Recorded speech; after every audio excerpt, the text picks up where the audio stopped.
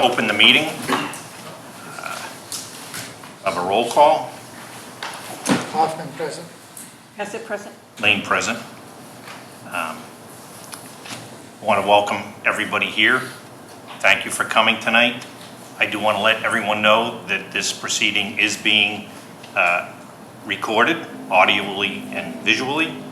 I would ask everybody, if you haven't already done it, to silence your phones. And if you're able, could you please stand with me, face the flag, and say the Pledge of Allegiance. I pledge allegiance to the flag of the United States of America and to the republic for which it stands, one nation, under God, indivisible, with liberty and justice for all.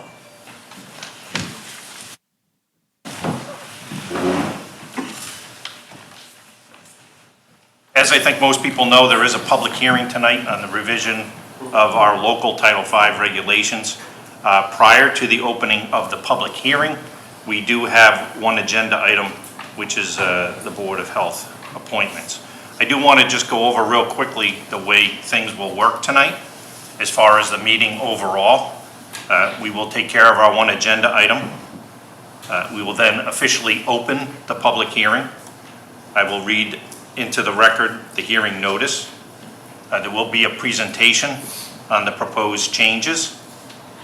We will then open the floor for comment on those proposed changes. There will be an opportunity for the board to vote, and then we will adjourn the public hearing and resume our public meeting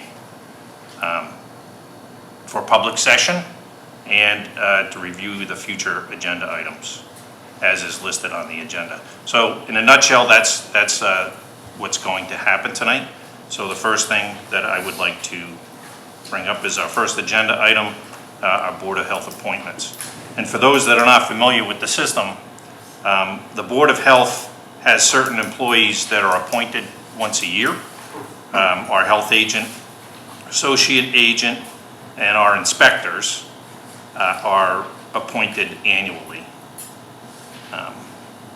And our administrative assistant got added to that. Wow, excellent. So we have letters from everybody on file. We just want to make sure they're on file, that's all. We don't want to appoint anyone and have them come back and say, I didn't know that. But so for health agent is David Favreau. The associate agent is Kathy Nickerson.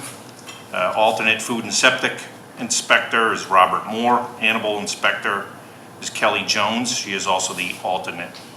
The alternate animal inspector will be David Favreau. Burial agent is the town clerk, Kathy Farrell. We have a plumbing inspector, Bob Janda. He's also the plumbing inspector for the building department. Alternate plumbing inspector, James Bacon. And Jeremy Pierce. And then our administrative assistant, Elaine Heller.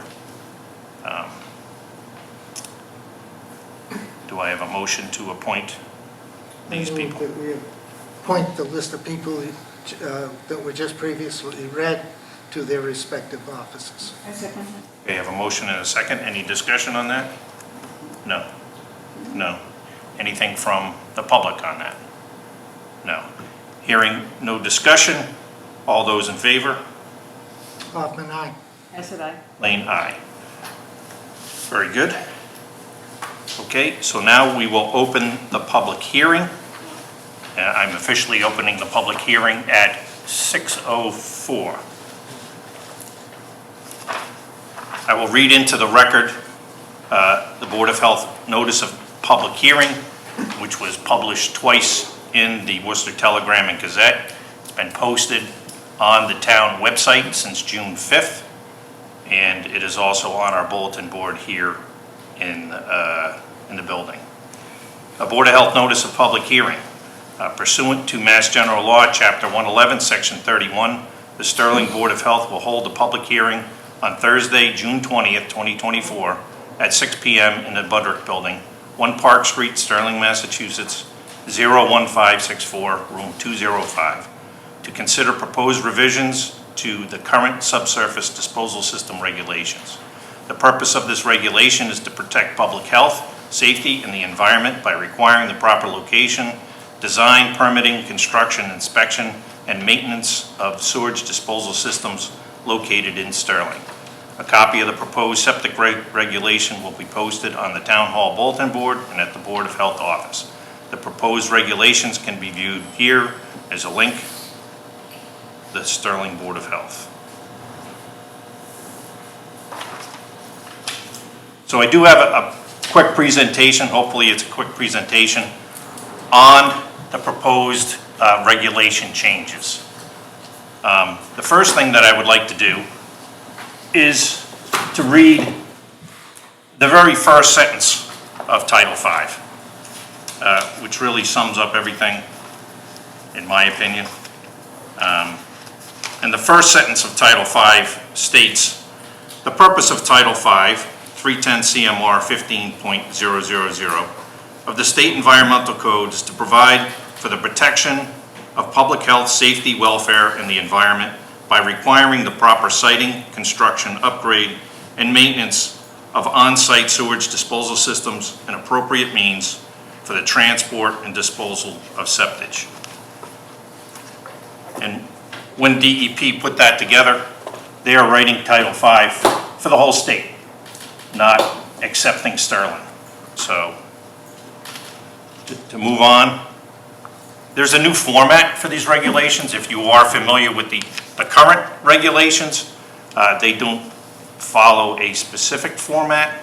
However, these new regulations follow the same format as Title V. And the reason for that is by building a local regulation that is in the same format as the state regulations, it's easier in the future to amend them if we need to. And it also makes it easier for anyone else that deals with Title V to reference the regulations. They know right where to go. They don't have to go through them all. These regulations purposefully do not exceed Title V. However, there are clarifications included where Title V specifically delegates authority to the board.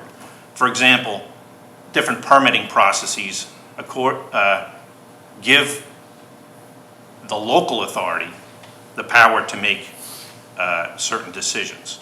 And there's also clarifications where the Massachusetts Association of Health Boards legal handbook, which is the other giant document that I always carry around, has suggested clarifications be made. And I want to assure everyone here that there is no regulation included in these new ones which requires a deep observation hole when you're selling your house.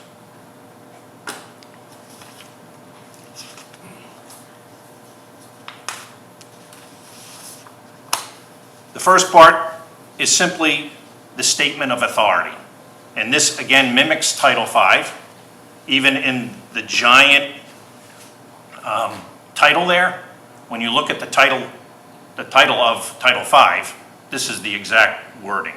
So again, we're mimicking what Title V says. And it shows what authority we have to do what we're doing. It uses the terminology of Title V, and very importantly, it incorporates the totality of Title V within our own regulations. We are required as a Board of Health to enforce Title V anyways, but by actually stating in here that we've incorporated Title V, then we don't have to change our regulations if Title V changes. It's already done in here just by the very wording of this. So it makes it simpler in the future. We won't have to have another hearing, post it, spend money, take time out of people's days like we are today. So subpart A, general provisions, same as Title V. We did add some definitions in here. A butter and applicant. Again, definitions are added as recommended by the Massachusetts Association of Health Boards legal handbook, and to clarify who the regulations are referring to as we move through them. These clarifications do not exceed Title V. In fact, the definition of a butter is taken directly from Title V as far as who an abutter is, and it only includes the categories where Title V requires notification. Anything more than that would require notification to everyone in town. if we exceed Title V. 15.019, which is referenced here, references the disposal system installer's permit. Okay? This regulation is an example where it gives the authority to issue this permit to the local Board of Health. So specific requirements to obtain this permit are incorporated into the board's policies. And by incorporating these requirements into the policies, rather than the regulations themselves, it gives the board more flexibility. For example, we give a test for an installer. So if we adopt these regulations tonight, we will have to change the test for the installer. By making that a policy rather than a regulation, we can do it without having another public hearing and going through this whole situation again. So that's why those things are included in the policy as opposed to these regulations. Okay? Continuing on, the same section, we're referring to 15.020 up top. Again, this has to do with construction permits, and this is another example where the state regulation delegates the authority and the ability to set administrative requirements to the local Board of Health. This is the reason why the clarifications are listed in the regulation. Again, they do not exceed Title V. They just clarify and make it clear the process for obtaining a permit. It also helps to expedite those permits so that people aren't waiting, installers aren't waiting. Whenever someone's waiting, it costs money. Going on to Subpart B and Subpart C. This is very, very simple. These are very thorough. They're very well thought out by the DEP when the regulations were put in place. There is no need to exceed them. There's no need for clarification. Because the DEP wants things done a certain way, they were very clear in Subpart B and Subpart C on how things are to be done. If we were to add anything to either one of these sections, or exceed anything in any one of these sections, it costs homeowners money, which is why we decided not to do that. Okay? There are no scientific arguments that I'm aware of, Sterling-specific conditions or reasons to exceed Title V in either of these two sections.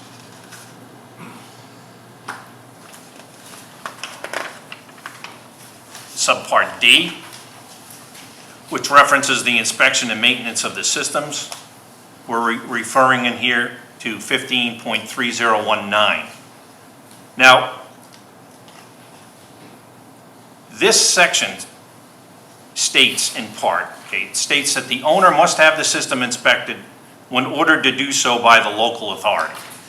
It also mentions the DEP and the courts there. Okay. As I've read over Title V numerous times, this has always bothered me a little bit. I have over 26 years in law enforcement, and I just believe wording like this that is open-ended is ripe for abuse. Therefore, I don't believe it's unreasonable to require your local government to actually state the reason for inspection. So that's what the clarification is there. Simply stating the reason why we are ordering you to have your system inspected. It should be very easy. It should not be controversial. And I think it's, again, my law enforcement mind, I think it's similar to a search warrant. I just can't go search you, okay? I need a warrant. I need to say why I need to search you in that warrant, and that why would have to survive the scrutiny of an objective third party, which is the court. I can't control DEP and I can't control the courts, but I'm not concerned about either of them. I want to assure in the future that we only are ordering people to do things for certain reasons. So that's the reason that clarification is put in there. This section also references 15.30110. That requires a certain form to be filled out. I've attended DEP conferences. One conference focused on this form specifically because these forms often have missing information or blank lines. Either of these conditions can cause problems when documenting regulatory issues. And at this conference, the DEP suggested that local boards require that the forms be filled out in the way described in the clarification. And by putting it in our regulation, this gives fair notice to Title V inspectors of what is expected of them. In other words, if they read our regulations and they see, don't leave the line blank, it's not applicable, they read it, they come in, they won't have to go back or they won't have to redo the form again. It's simply for clarification. We also reference in here 15.3021. That is the guidance for inspection within Title V. And we have not exceeded Title V here. We have clarified what we expect in their reporting of their inspection. We haven't added anything to the inspection. But part of what we are going to be expecting is them taking pictures of things. Again, it's within the purview of the local board, doesn't add responsibility to the inspector. It simply documents that that responsibility better. And it certainly is reasonable this day and age to ask for pictures. Many Title V inspectors already do that. And again, go on. This is the same section. And there are certain aspects of this inspection that require certain things to be shown or opened up. For a best example is probably your distribution box. When they're doing an inspection on Title V, they have to dig up the distribution box, they have to open it, they have to look at the condition of it, and simply by requesting a picture be included in their report, it shows, number one, that they're there, that they actually did what they were supposed to do, and it shows in perpetuity the actual condition. We are no longer going to require the Board of Health agent to come to Title V inspections.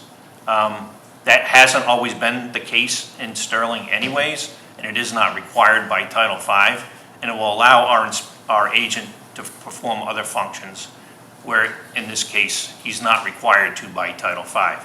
So a little bit of insurance is we're going to require pictures be taken, and pictures that show an accurate representation.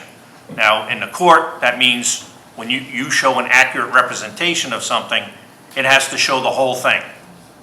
You know, it has to show where it is, you know, in its state. So if they take a picture of a hole in the ground, we're going to be sending them back to take a picture of where that hole was in the yard.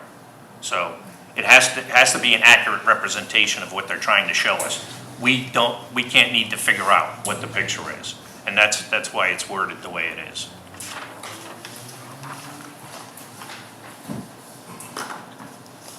Subpart E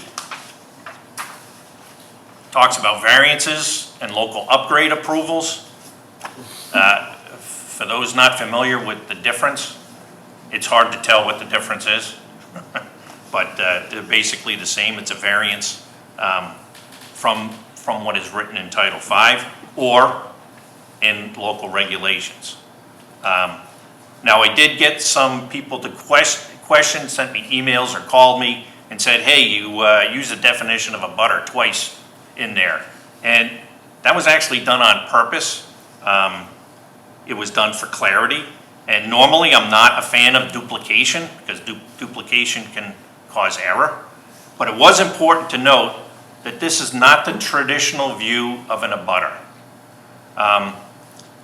There are two situations described in Title V where we are required to provide notice to abutters. These two situations are described in 15.403 and they're incorporated into our definition. Why we don't use the traditional style of an abutter, say everyone within 100 feet of the property, is because unlike variances that are required in other types of projects, say you're putting a family room on your house or a garage on your house, those things are not actually required. Now, the homeowner may think I need a garage, or the homeowner may think I need a family room. But you know what? You can still live in your house without a family room and without a garage. But you cannot live in your house without a septic system. Septic systems are required. One way or the other, we're gonna have to figure out a way to put a septic system in. One way is through variances. Now, most variances don't affect any of the people around you. Most of the variances say a variance for only 3 feet above seasonal high groundwater as opposed to 4 feet. The neighbors wouldn't even know that. But the way it's written now, we need to notify all the abutters within 100 feet. Now, for me, that means my neighbor across the street and 2 houses down. And to me, that makes no sense anyways. Across the street and 2 houses down, can't even see my house. So the reason we've narrowed it down to only what Title V says is, number one, we don't want to exceed Title V. And number two, sometimes it creates expectations and anxiety where it shouldn't. For instance, we had a couple come in that didn't want the septic to be put where it was because they had to remove a bunch of trees. And while they're walking through the neighborhood, that would disrupt their view. Now, engineers don't design septic systems to cut trees down. They try to avoid that as much as possible. If they're cutting trees down in someone's yard, it's because that is the only place where they can put that septic system. I guarantee you. And think about it. People come in, they think they can make an argument because they got a notice because they're in a butter, and they're not listened to. Well, they're listened to, right? But you can't respond to it because we have to give them some method of having a septic system there. So sometimes when you're notifying people about something that really doesn't affect them, again, it creates anxiety and expectations where they really shouldn't be there. So that's why it's narrowed down to what Title V requires. And again, variances are requested as a last resort. No engineer wants to come and ask for a variance. Matter of fact, Title V really encourages people or engineers to design systems that don't need variances.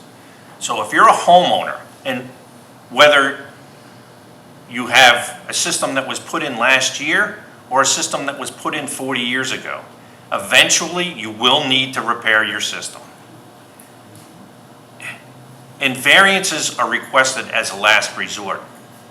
They're stressful for people, they create more work, and it creates more expense. So they're not, my point is they're not asked for lightly, they're asked for when they have to, and just like they're only asked for when they have to, we only notify people that have to. So if you're going to be affected by a variance, it's when it's encroaching on the property line or it's encroaching within a certain distance of your private well. Those are the two times when you definitely will be notified as an abutter. And that's when you want to be notified, so that you have some say in that. So abutters will be notified according to the Title V and requirements that in this process of this regulation we're proposing. The rest of the clarifications here just explain the expectations for the engineer, and they are consistent with Title V. Subpart F, and you can see up here subpart F, I wrote that in red because if you look at the hard copies in front of you, there's a typo, it wasn't included. So that has been changed from what you see there. And there was also a typo at the very beginning when I forgot a letter E. So that was fixed as well in the first part. But so subpart F concerns the transportation and disposal of sewage. And subpart F is another section where the authority from the DEP is delegated to this board. And it states in part, an application for such permit shall be in such form and contain such information on oath as such board shall require. So what we're doing is we're making it clear to the people that haul septic. These are the people that you call to pump out your tanks. when they haul septage, what they're going to be required when they come in to get their hauler's permit. It's just clarification. And there is a note there, but all that's doing is reiterating Title V, because a lot of septage haulers don't realize that they're supposed to provide their contracts to where they bring it, so that we know they're not dumping it in somebody's backyard afterwards, right? They have a contract. Nobody does that. They're all reputable people, so. And then there's also a section 15.5024, which it's relatively obscure. If people were reading this, they might say, what the heck is this about? Because I've spoken to a number of Title V knowledgeable people that weren't even aware that permitting for this activity was contemplated. And what this references is someone who's not pumping a tank at Sterling, but has pumped the tank somewhere else and is driving through Sterling. So if you pump in Princeton and you have to drive through Sterling to dispose of it at Leominster, technically you're supposed to notify the town of Sterling that or register with the town of Sterling that you're doing that. And really that's for the convenience of the people in town, so that these trucks aren't driving through neighborhoods if they could take more primary routes.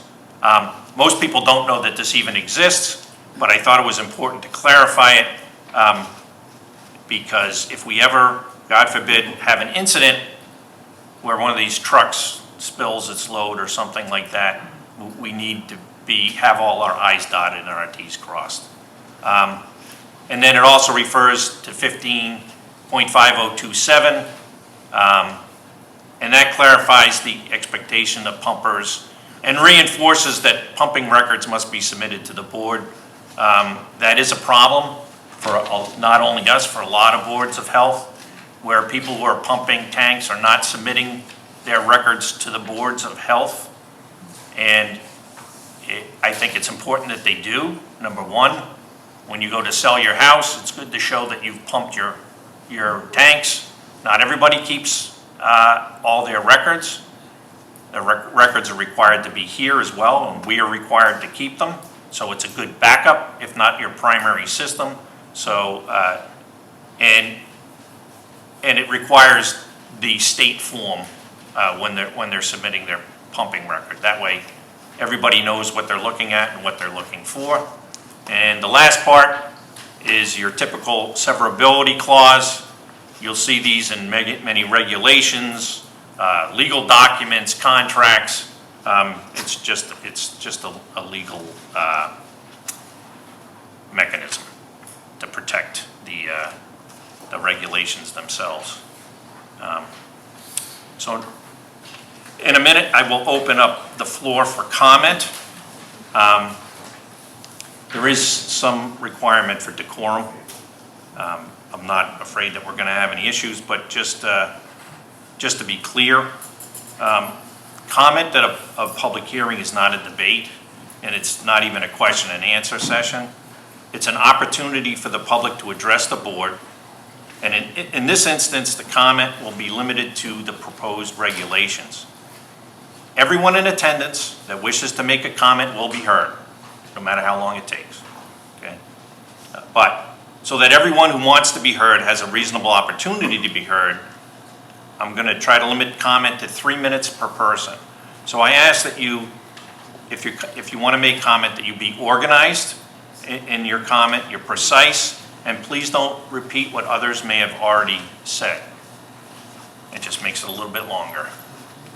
I will first take comment from the board members, then the Board of Health employees and professionals, and then I'll open the floor for the public. If a member of the public wishes to be recognized, I'm going to ask that you approach the podium. And the reason for that is not to make people stand out or anything. Honestly, the reason for that is because the microphone is actually designed to pick people up when they're talking over there, not so much in the corners. And we have Sterling-Lancaster Community TV recording this, and it's better to be recorded when you're at the podium. If you physically cannot go to the podium, please raise your hand to be recognized, and I will recognize you. When you are recognized, please state your name, indicate whether or not you're a resident of Sterling. And please, no outbursts or spontaneous comments. As I said, everyone will have an opportunity to speak, but in an organized way. Lastly, I ask that all will be respectful of others. We're all intelligent adults here. We should be able to make our points and even disagree with each other with decorum and civility. So with that, I will open the comment session for our board members. I really have to say, I'm glad we're here. Okay, yeah, it's been a long time. Just a while. Okay. I have said. Ellen, all right? I think it's important to realize that what we're doing here is we're offloading inspections regarding septic systems to people that are hired by homeowners.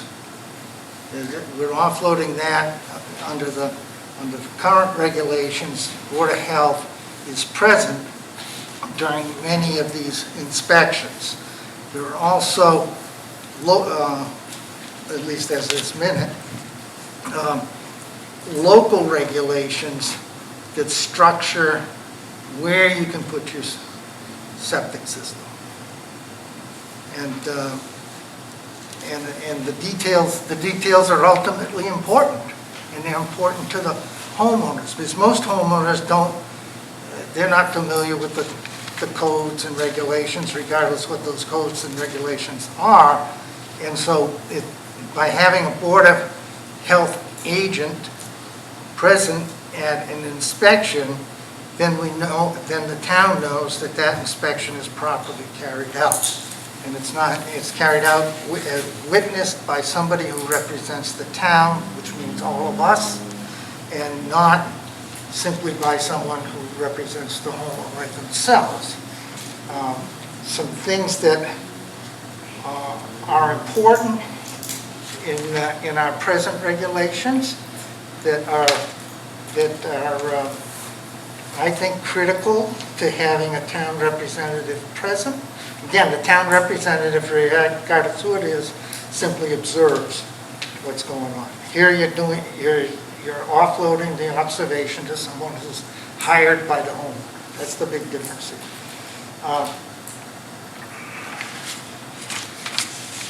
So there's no guarantee that the person hired by the homeowner is familiar with the local area. They might need a map to find us, the town.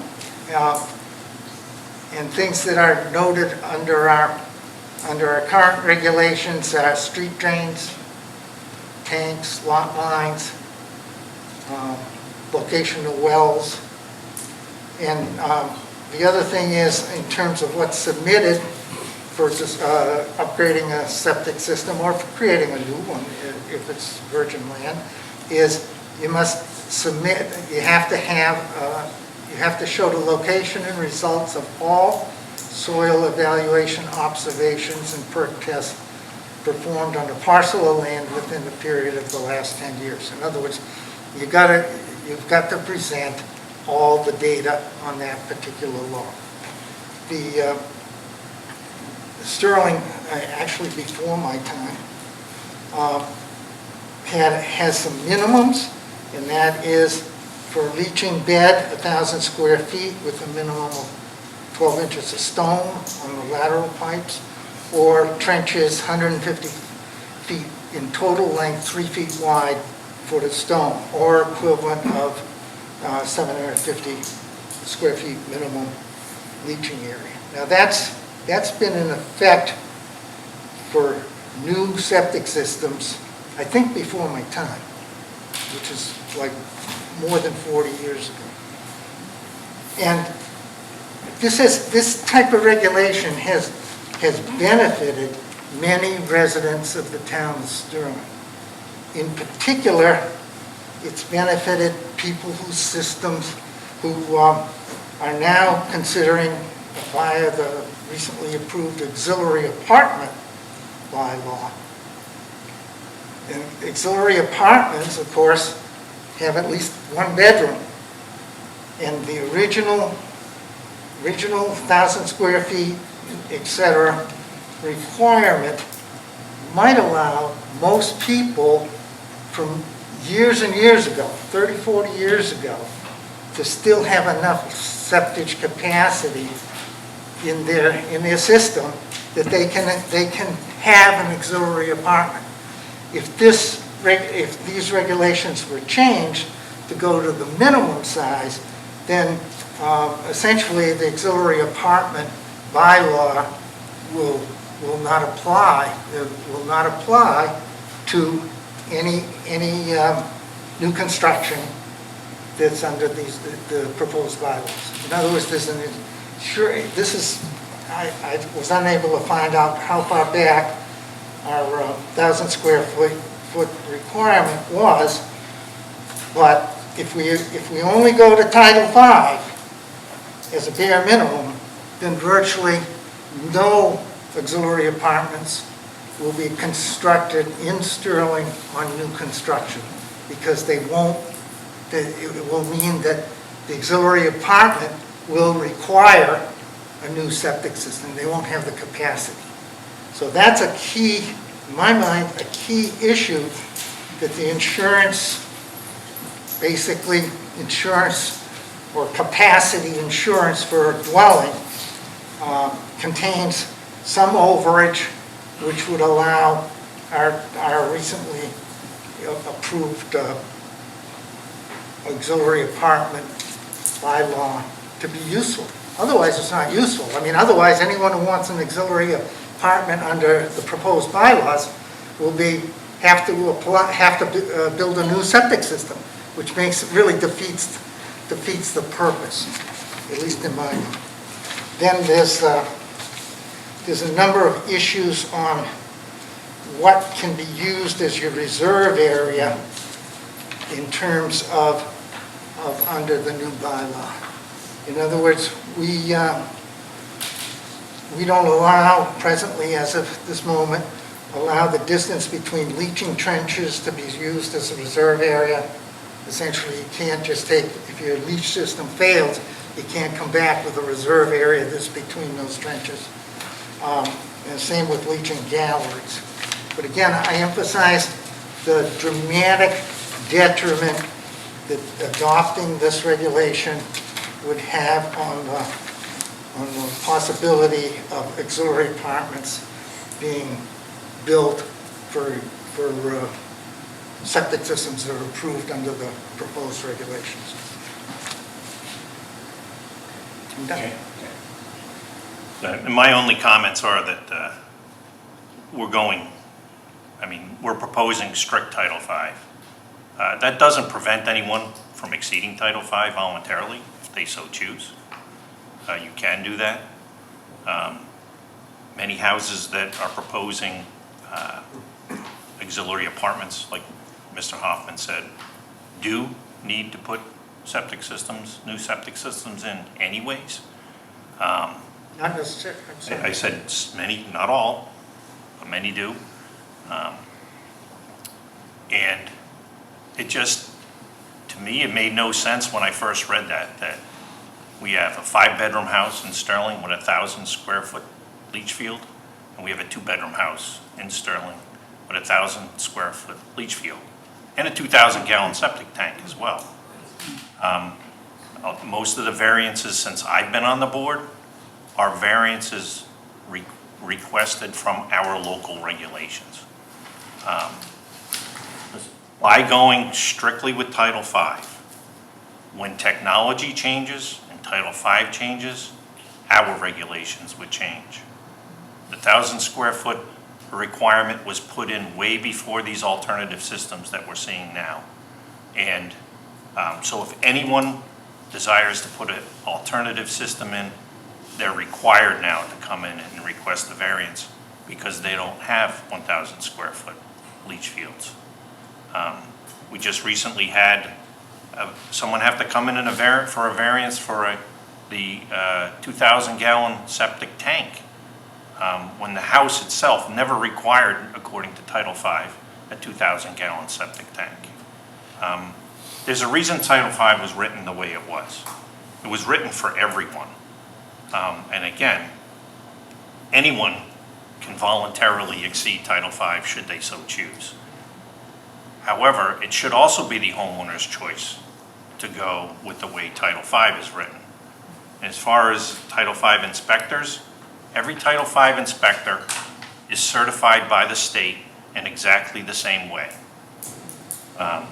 That's why most towns do not require an agent to go for a Title V inspection. Speaking to the DEP, because I have applied and would have been accepted to the Title V course, and in doing so, I asked why that was, and the state's answer was because everyone is trained exactly the same. We expect everyone to perform in a certain manner, and if they fill the forms out properly, and I also spoke to them about the pictures, and then if you add taking pictures to that, it's almost impossible to cheat anymore. And if people cheat and they're caught, they'll lose their certification.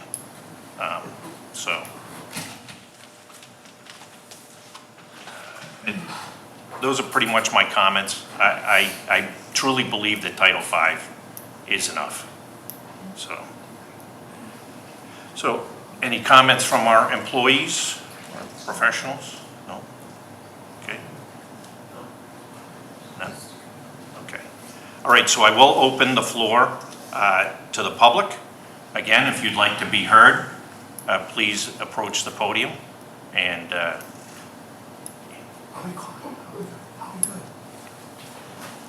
you can go. Just go. I recognize you. Oh, thank you. Ben Cheslowski, I am a resident. I just wanted to address one thing. If I'm wrong in addressing this, you can tell me. I don't think that you need a health agent. I think we can trust people. The state of Massachusetts has, how many cars on the road, Rich? A lot, okay, a lot. And there are a lot of people that inspect them, and no one from the state goes and stands at the inspection station. If you go to the inspection station now, they have cameras there. You can't even drive your own car in. They drive your car in, they drive your car out. The state is able to regulate a lot of things, and I don't think that Sterling needs to pay someone to stand and watch a professional check a Title V. My opinion. Okay, thank you. Baby, baby.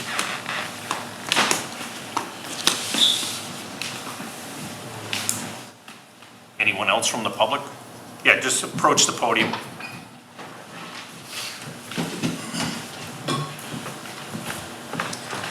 My name's Dan Mercurio. I'm a resident of West Boylston, but I'm a licensed installer in the town and a Title V inspector. Just want to clarify one thing. Did I read this correctly that the installer's license would be good for 2 years? Title V states how long it would be, right? No, but you're talking disposal system installer's permit shall be issued for 2 years? Yes, I believe that's consistent with Title V. Well, other than Clinton and Holden, every other community I work in is usually calendar year end. Yeah, Okay. that's true. So does it refer to Title V there?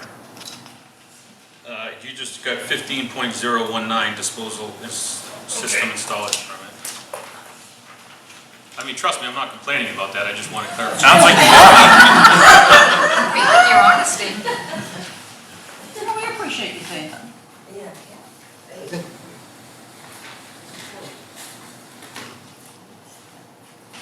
You got my signature on all your permits, Yes, you do. annually. Annually. Yeah, I can attest to that.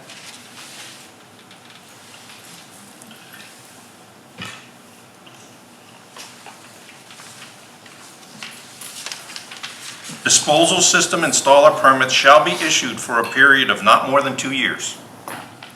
So are you going with 2 years or Is is that with the state, or is that the state, or is that us? That's exactly what it says. So why wouldn't we issue them for 2 years, if we can issue them for 2 years? Because what is the punishment when someone doesn't do their job? We can, We can revoke it. We So can are revoke we it. revoking it for 2 years or revoking it for, so, right? right. Can I answer that? I mean, that's the issue. If they don't do their job and they got a 2-year license, it takes a lot of effort to revoke the license. If you have a 1-year license and they don't do their job, they don't get the license for the next year. And, well, it can be looked at 2 ways.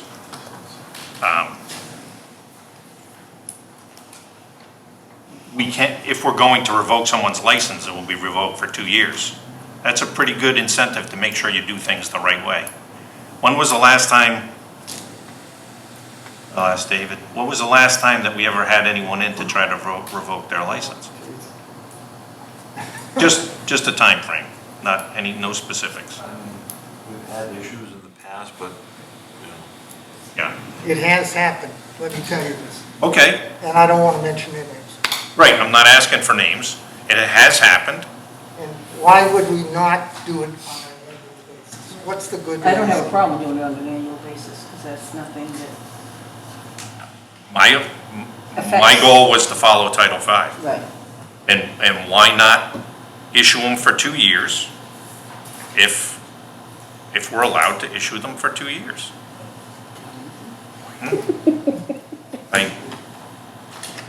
And again, if it's revoked, we can revoke it for 2 years.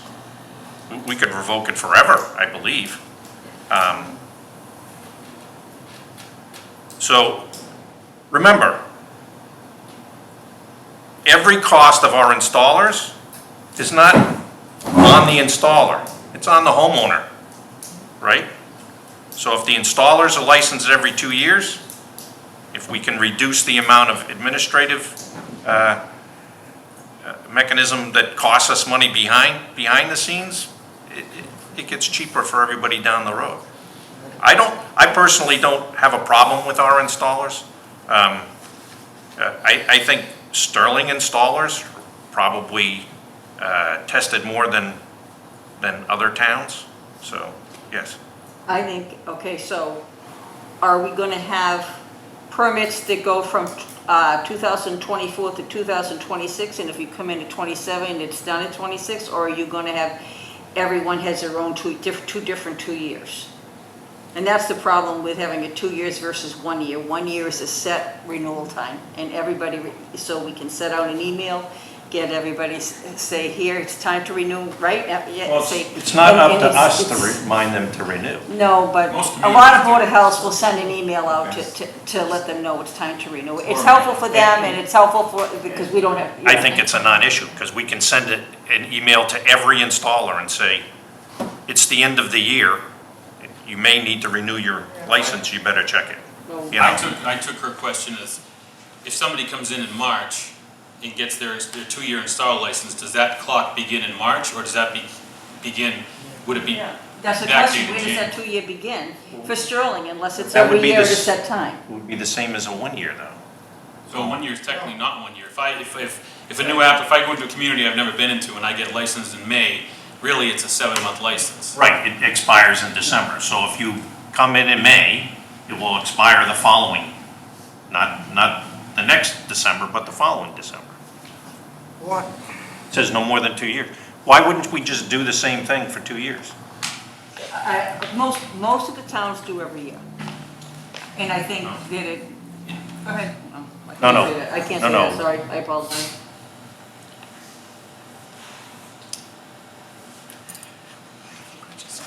I don't have a problem with it every year. How much a 2 years gonna cost compared to? I have no idea why he came up and said he wants a 2-year license. You just changed it to 1 year. No, I want clarification, that's all. You did. Because It was clear. It was clear, now it's gonna be 1 year. That's fine with me. So Like it's every always been. community. All right, So that's consistent with every other community. I have a concern with the photographs as a Title V inspector. I have a concern that the board may be opening themselves up to fail down the road.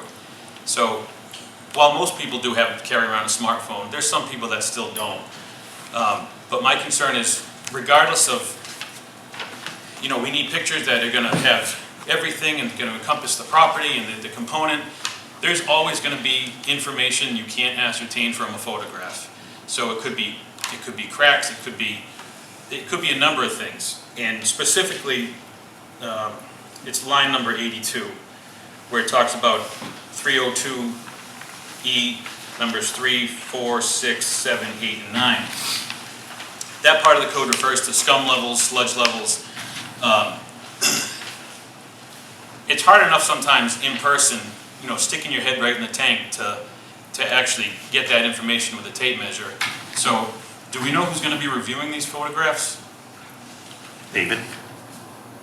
Okay. Do you have an expectation on how these photographs should be submitted? So, would I be burning through ink and paper every time I fill out a report? Am I running to CVS?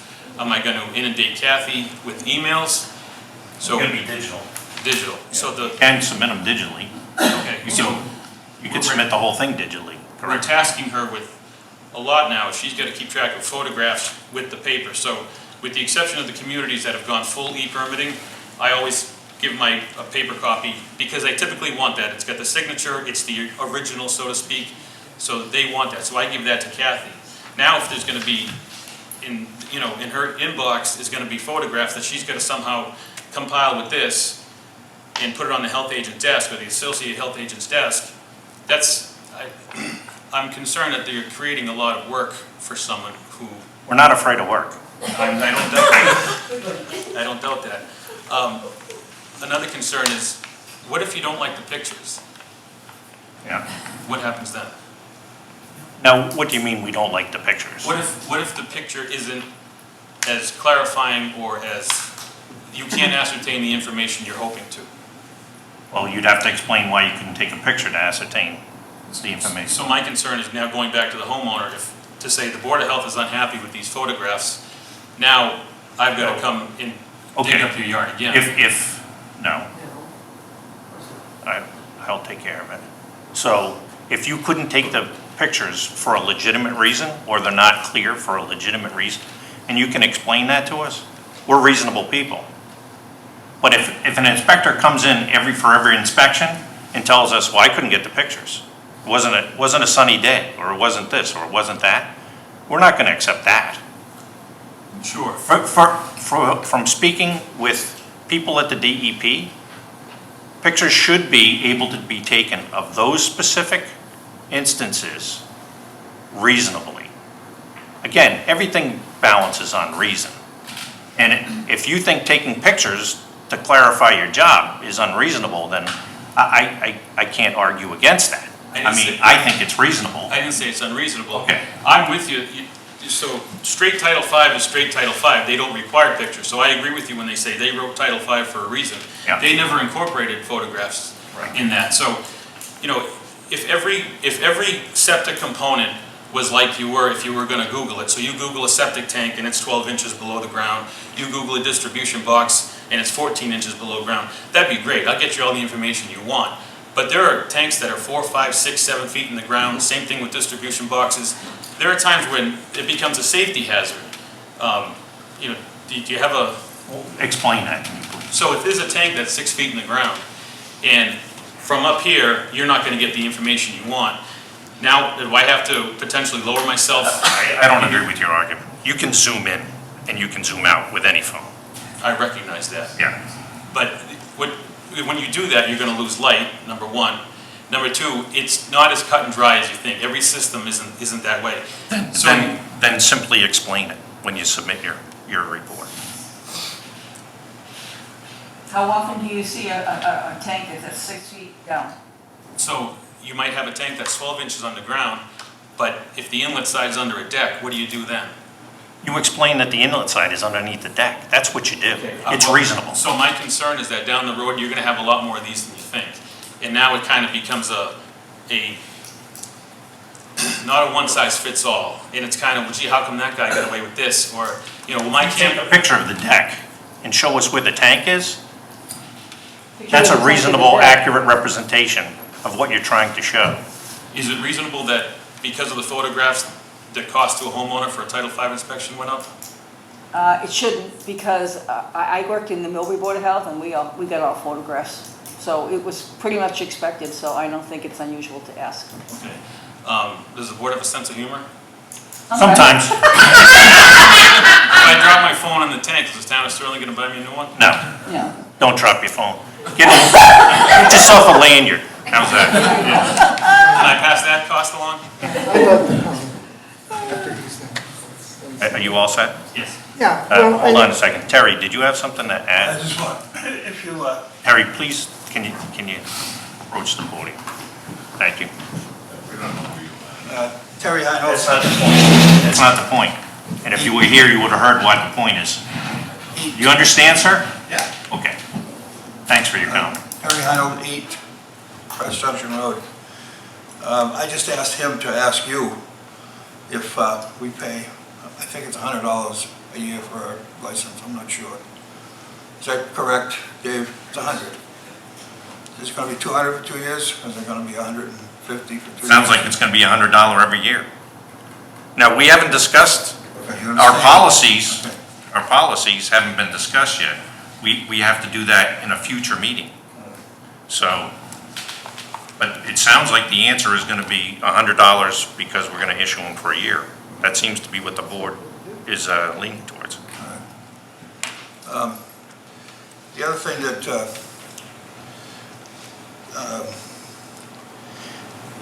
the minimum requirements in town were put in 1978. Also, the same year the Title 578 came out, the same year. Town's always had an override of 1,000 square feet. And what I have found in other towns, they have, we'll say, 4 bedrooms. They need to get rid of 440 gallons a day. Now, oftentimes, I'll see 442 gallons capacity of the whole system. So, I'm in the pumping business also, and I've had to go to a lot of houses where, never in Sterling, but out of town, where they had a high school graduation party with 40 or 80 people at their house, which is not unusual, and the system fails. Now, every single brand new system that's ever been put in the world has a failure threshold. And without these minimum standards that the town has had forever, a minimum threshold is 440 gallons for a 4-bedroom house, and the system will flood at that point. So if you're having a house party, your system won't handle any more than 440 gallons. I've seen it many, many times. I'm also not saying that that's a good or a bad law, but there should be a little bit of, it'd be nice if there were a little bit of security in the design. Thank you.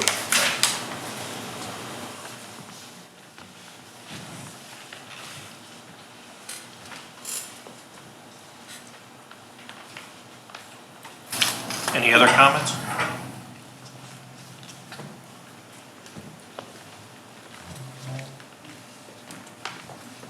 Tim Hardy, a resident of Sterling.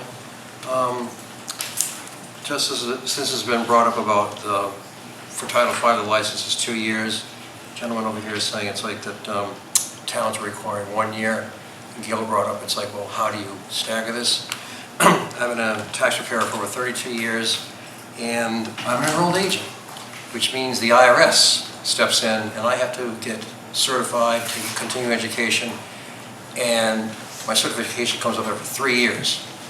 It is done by, for example, the IRS, it's staggered. They look at the last digit of your Social Security, and that's the year that you renew.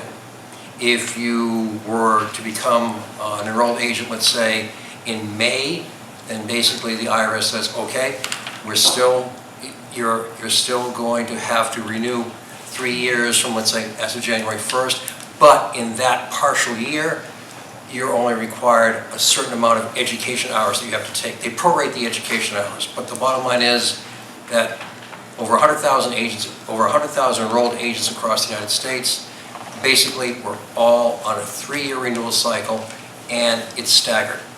and the government oversees that. Trust me, if you do not get renewed, they let you know.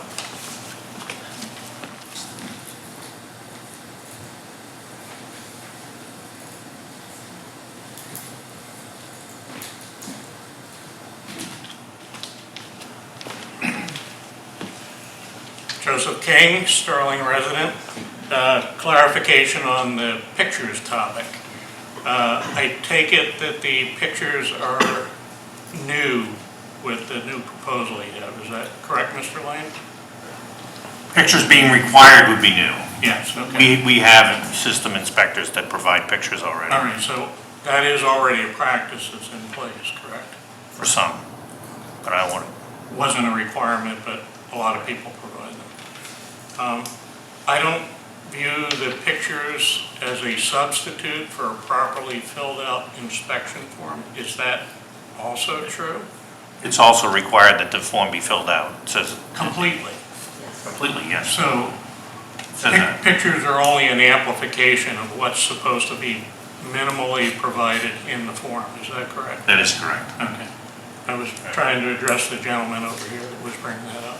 So pictures should be viewed over and above what is written, and just because pictures are included doesn't mean that anything less has to get filled out in the form. Is that correct? That's Okay. Thank you.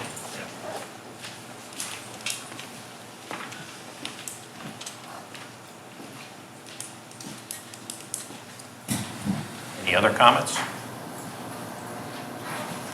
No? All right. Well, I have one more thing. What would you like to say, Alan? What? What would you like to say, Alan? I think, we've already seen, just in the discussion here, that we've got a field system and procedure in place. Health agent or some person goes and looks at it. They climb under the deck if that's necessary. They do whatever is necessary. That's fail-safe. The town has a representative verifying that this is correct. What the new regulation does in particular is it offloads this to someone who's a private person, who may not, as I say, may need a map to find out where Sterling is. You're repeating yourself No, now, Alan. but let me So let me please finish bring up this something sentence. new. I think we need a fail-safe system. And we've already shown by comments that what you're proposing is not fail-safe. Well, that's your opinion. I think it's true. But there are people that have done this research for years and years with much more education than you, I, or Rich, or anybody in this room that have come up with the design of Title V. Unless you have science to show it, no. Because Title V has the science behind it. I've seen plenty of systems fail. Or fail at inspection. If a family is thinking of possibly adding an apartment with a one-bedroom, then they should put a bigger septic system in to begin with. That's how they should roll. We all have common sense. We know if we're gonna have to spend X, Y, Z, we're gonna start putting money away for it. Whatever it is, we need to use common sense in our homes. It's not hard. Well, if they don't, then it's gonna cost them. And it costs anybody when they don't use common sense. Yeah. I think it should be, the issue to me is the choice of the homeowner. People can choose to build a system when they're building their house that exceeds the minimum requirements because I plan to have a big family, or I plan maybe someday to have my mother-in-law living in my house. Or they could say, you know what, I have a fixed budget. I can only spend so much. I need to go with the minimum. And maybe later, if I make these additions, I will have to add to my septic system. And provisions are there for that. To me, it's the choice.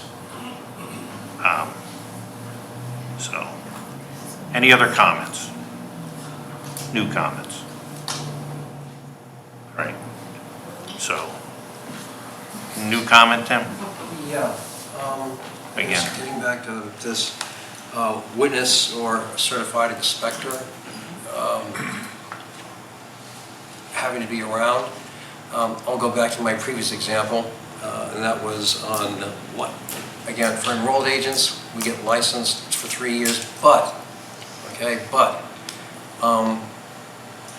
I have an enrolled agent ID, I also have a practitioner ID, I have to have continuing education that goes through the practitioner ID that the IRS logs, or I have to log with the IRS through CPE certificates, but that's done on an annual basis. So in other words, if I don't meet, I have to meet 2 requirements. First, my license is good for 3 years. Second, I have to prove on an annual basis that I'm meeting certain minimums, and the IRS can easily find out if I've met those minimums or not. So I don't understand, what's your point? I get the point is, it's like, I don't have anybody that I have, well, I don't have to have like any oversight from a third party. It's like it's already being done by, in other words, I'm already doing it myself. I have to. And that's what the state says of Title V inspector, so thank you. Gentleman from West Boylston, Yes, ma'am. did your West Boylston inspector stand over you for your Title V's in West Boylston? Unfortunately, West Boylston belongs to, we're regional with the Worcester County, Central Mass Regional Health Alliance. On a personal note, I wouldn't recommend regionalizing. I don't think that we get our bang for our buck. Through no fault of their own, the health agents can't commit to one community. So scheduling is very difficult. So if it's difficult for us, it's going to be difficult for the homeowner. But do they witness it? No, they don't. They don't require photographs. Can I say one more thing about the photographs? I read it and I just kind of shake my head about it. I think you guys will, I'm sorry. It's okay. No. You ready? Yeah. Sorry. If seems like you want to take an axe to the regulations, but you kind of want to keep some oversight with the photographs. Go ahead. Take an axe to the regulations as far as minimum requirements, sizing requirements, things like that. But you want to keep some oversight with respect to the inspections. Given the two, I would much rather have a health agent over my shoulder when I have to tell a homeowner that their system fails. Believe it or not, some people don't take that news very kindly. Well, the health agent isn't there to support you. No, but the health agent's there to confirm, not support, but confirm. So it's one thing if I go to your house and I tell you you failed for reasons X, Y, Z in the Title V code, sub 302. They don't want to hear that the outlet pipes are half full of liquid, because they're going to say, well, that's only because it rained 2 weeks ago. So what's going to happen is, if with these photographs, I'm going to say, yeah, but to me it just feels sneaky, because I'm going to be snapping all these pictures, pass in this Title V inspection, I just failed this guy, he's in disbelief, and now I'm going to say, no, I got photographs, and now he's going to be chasing the board, I want to see these, he's going to be coming to you saying, He has every right to them. You have to give him a copy of your report. he's within 30 days, otherwise I'm in violation. Absolutely, he's got every right, but I'm saying it delays the process. This way here, if you've got an agent that's there, this just happened. We opened up a box, alternate agent came out. There was no question about it. And you go to some communities where they don't have that, and I'm not lobbying for or against it. I'm just saying I think the photographs are a recipe for disaster. It's just the decision's right then and there. Does that make sense? That's not changing that. Yeah. All it is documenting it. It's documenting, but It's like cops wearing video cameras all the But time. if the It helps them more than it hurts them. But if the person has an appeal, it's going to drag out the process for them. And from a homeowner standpoint, I deal with many homeowners a year, many communities all over Central Mass. I'm telling you, it's going to make a difference. We appreciate your input.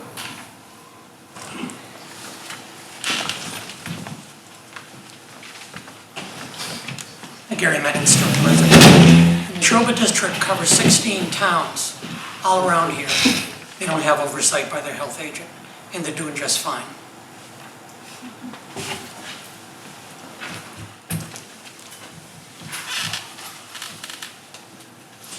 Laura Ritchie, resident. All I can say is the regulation can be changed if the picture thing doesn't work. You can try it. If it doesn't work, if people lose their cameras too many times and the town ends up paying for it, then maybe you want to change it, okay? So that, you know, because you're spending too much money. You have to try something before it doesn't work, okay? I appreciate that. The town will not be paying for people's cameras. Just like if they drop their shovel in or anything else. They drop their wallet in, we're not filling it back up again. Janice Brown, resident. I think the pictures is a great idea. And like you said, you guys are not afraid of work. Maybe he's afraid of too much work because he's going to take pictures. And I think it's great that it's also going to free up Dave's time. Dave can do other stuff. I think it's a great idea. Okay, any other comments, new comments? Okay. So at this point, I will entertain motions on these regulations. Okay, I motion that we accept them, except that we change the renewal to 1 year versus 2 years for the installers. So you're making a motion to accept the new regulations as written with the exception of line 38, which will be changed from 2 years to 1 year. That's correct. That's the motion. That's the motion. Second, I'll second. Okay, we have a motion and a second. Any further discussion? Oh, yes. Maybe more specific to say calendar year. Yeah. Yep. We can say Annually calendar year, something to that effect. for 1 calendar year. 1, okay. So tell me if I'm correct. Your motion has been amended to state that you accept the regulations as written with the exception of a change in line 38 that will change it to for 1 calendar year. Correct. You second that I'll motion? second. Okay, we have a motion and a second. Any further discussion of the board? Okay, hearing none, all those in favor? Hassett, aye. Hoffman, aye. Lane, aye. It's unanimous.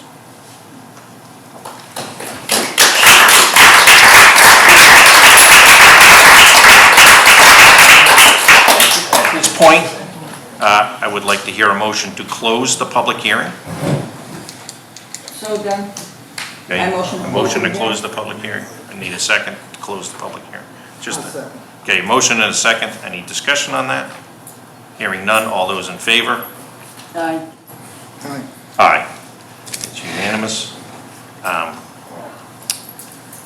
So we now have public session. So if anyone would like to speak on something else, if you came here to speak on something else, we would be happy to entertain that. Again, with the same rules, I ask that you approach the podium to make the comments. Anyone? Okay, Mr. Menon?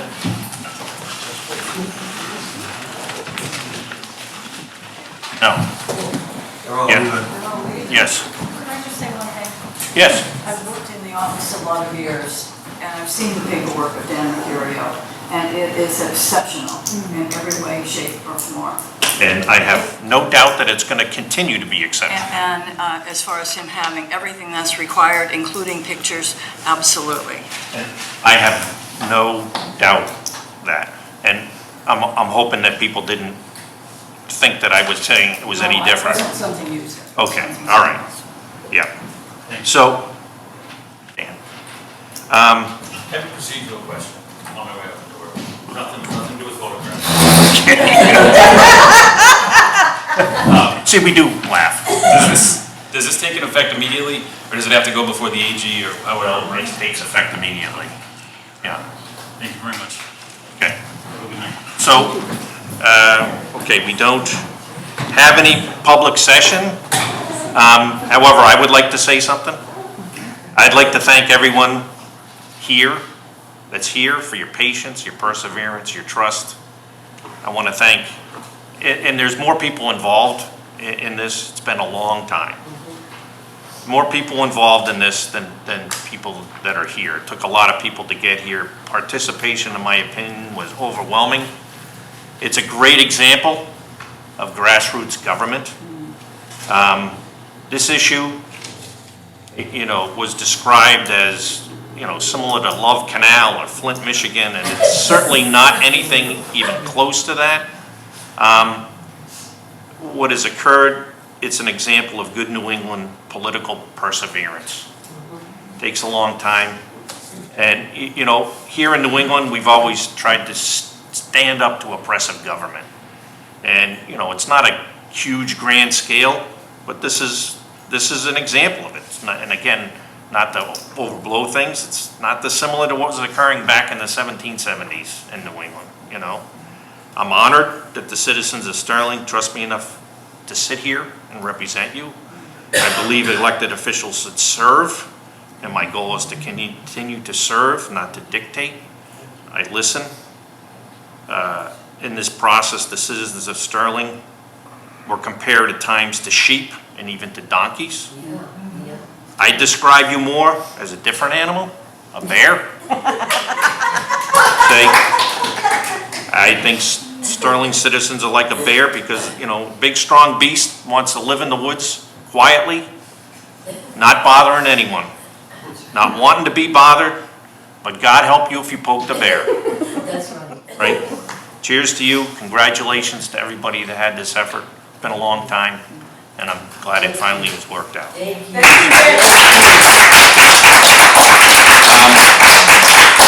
We do have one more, thank you. We do have one more thing we need to talk about as the board, and we need to review future agenda items and speak about the meeting date. One thing that we definitely need to review is our schedule of fees and some of our policies, because we've just changed the regulations. So we should put that on the agenda. David, do you guys have anything else that you think needs to be on the next agenda? Okay, and you guys both know that you always have opportunity to add agenda items, Acreage. We should probably talk about that. Yeah, we do need to talk about I'm sorry, I couldn't hear you. Yeah. Acreage. The marijuana facility. Okay, actually, David and I had a conversation with the DEP today concerning that. We may have a plan going forward. We'll need to discuss it more, and then we'll need to discuss where we're going with the board is that. Anything else? Again, you'll have opportunity. All you need to do is send David an email, and I'm never going to say no to my fellow board members if they want to discuss something at a public meeting. So next meeting, I don't have my calendar open, is Second Tuesday, second Thursday. Thursday, Second Thursday, 11. which would be July 11th. Yep, that's fine with me. Okay, July 11th, right? yes. All right. Anything else from the board? No? Okay.